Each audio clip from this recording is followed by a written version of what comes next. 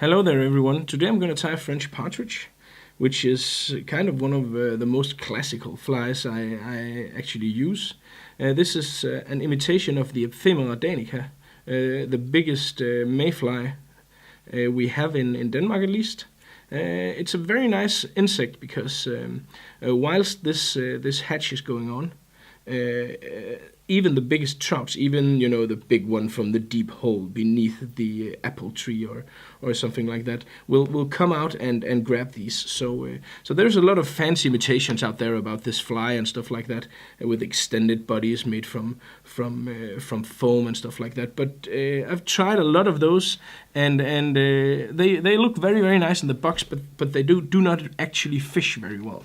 And this one does. This one really, really is amazing, and it fishes great in any conditions. And if you trim the hackle a bit, it can be a spinner as well and stuff like that. But first of all, we're going to use some pheasant, then some fly ride, and some fleshaboo in dark copper or bronze, then some CDC, and finally the French partridge hackle.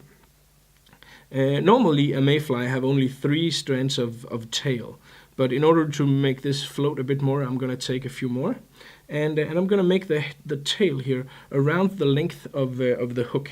Some of these have enormously long tails, but this will do the job. So as you can see, about the size, maybe a bit longer than the hook. When you're talking about mayflies, there is 3 different stages, or actually 4. The first of them is the nymph stage, and this state is the longest, and depending on the species, it can vary from 1 to 3 or 4 or even 5 years, I think. Now we have tied in the tail. I'm gonna take 3 or 4 strands of this dark copper fleshaboo, like so, and this is going to be the rib, because this particular mayfly has some markings on its body, and we're going to imitate that with the flesh here, like so. So once it's done being a nymph,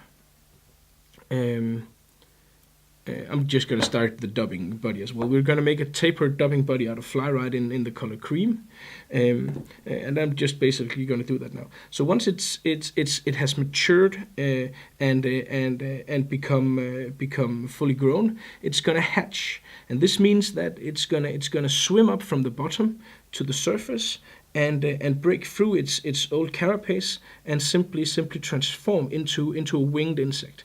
And the reason why the mayflies does this is because when you're looking at streams, there will be a natural occurring drift downstream. So every now and then these nymphs will become loose and simply float with the stream downstream. And if they did not have a winged adult stage, then over time these insects would simply be moved further and further downstream and eventually end up in the ocean. So they simply have this winged adult stage in order to make sure that they can fly as far upstream as possible to lay their eggs, so to counter the natural occurring drifts of the stream. This also means that the adult stage is only a mating state, and this in turn has a lot of other implications, because when they transform into this winged stage, they completely alter their body, so they do not have a digestive system or intestines and stuff like that. They only have eggs or semen, depending on if it's male or female, and so they are actually, because of this, you can actually eat them.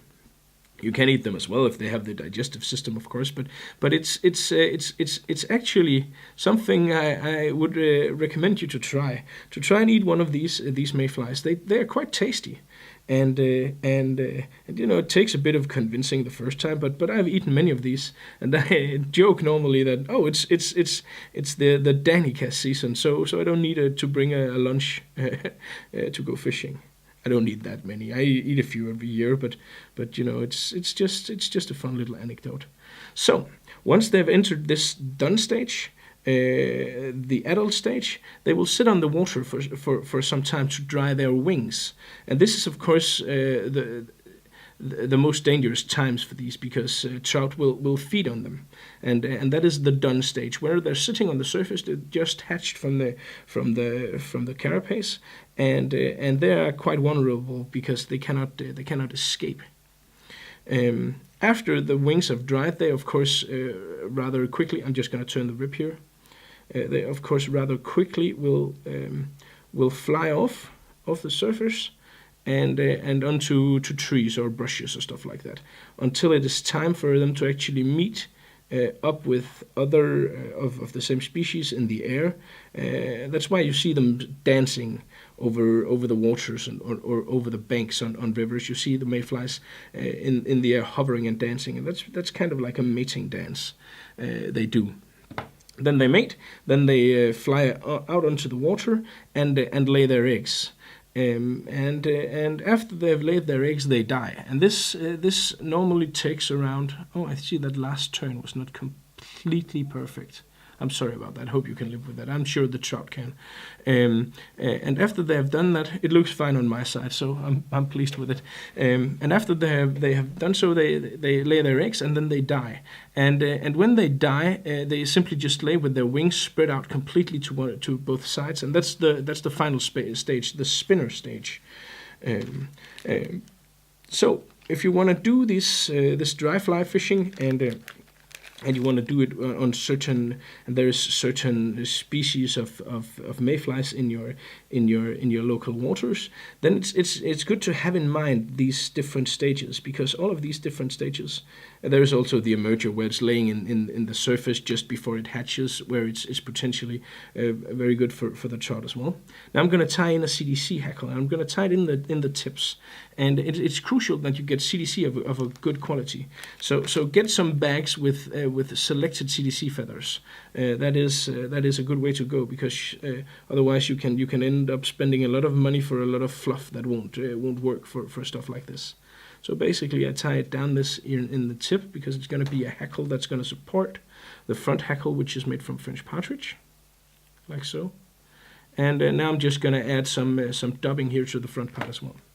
So as I was saying, in this spinner stage, these are completely helpless because they are dead, but they have shedded all their eggs, so there's not as much food in them as there was before they laid their eggs, but the trouts will still feed on them, because basically it's a free food, you know. But there can be quite a lot of difference between how they feed on spinners and how they feed on let's say duns, because the dun stage, where they're drying their wings, that can take off at any moment. So basically they can be a bit more frantic while eating the duns than they are if they're feeding exclusively on the spinners, because the trouts know that the spinners are dead, so they will take their time. Often they will stand just beneath the surface, simply just sipping every now and then the spinners that come along. So they can be a bit more wary and a bit more easily scared when they're feeding spinners, because they're closer to the surface and will get spooked more easily, maybe. Yeah, of course there are rules and there are exceptions and stuff like that. So basically that was it for the whole life cycle of a mayfly. So now I take my CDC here and turn that. I simply want this to add bulk and to add a lot of floatability, because CDC is without a doubt the best floating material I've ever come across. Like so. And this will provide a lot of stability for my French Partridge hackle, and it will also give this fly a bit of a look of something eatable, because that's something that the very realistic imitations often lack. They look truly awesome in the vise and in the box, but out on the water they seem for some reason clumsy and not like something that is living. And I think that's why this fly outperforms any of the realistic patterns I've tried. So you see, there you have the hackle here, made from CDC. I should adjust it a bit like so. and then I have a small room up here in the front to make the last hackle, to make the French Partridge hackle that has given the name to this fly. These are some pretty unique and very, very cool looking feathers. These French Partridge. They have a lot of markings and striations, and you don't need a wing for this, because the French Partridge hackle is actually going to be all of that in one. So it's going to be the wing and the legs and stuff like that. And why I think this fly really works so well is because basically it looks like, you know, not a damsel in distress, but a mayfly in distress. It looks like, you know, it can be a dun, it can be an egg-laying one, it can be an almost dead spinner and stuff like that. So basically, this is just in general a fly that looks like it is food, and it looks like it is a mayfly. And I think that's why this fly really performs so well. So basically, I tied this down in the tip again. And then I make sure that every time I turn this, that the hackle is in the right direction. The feather here was a bit hammered, a bit smashed. Hammered is probably not something that feathers can be, but you know, you buy a bag of loose feathers, so you can buy a whole partridge skin if you like. The bags are fairly cheap, and there is a relatively large amount of usable feathers. But of course, if you want the best quality and you want exactly the right size every single time, and then go for the full French Partridge skin, like this. I'm gonna tie this down in the tip here, like so. And actually, we are done. Not counting the whip finish and stuff like that, of course, but just a few turns here to fasten everything so we have a nice small head. And there,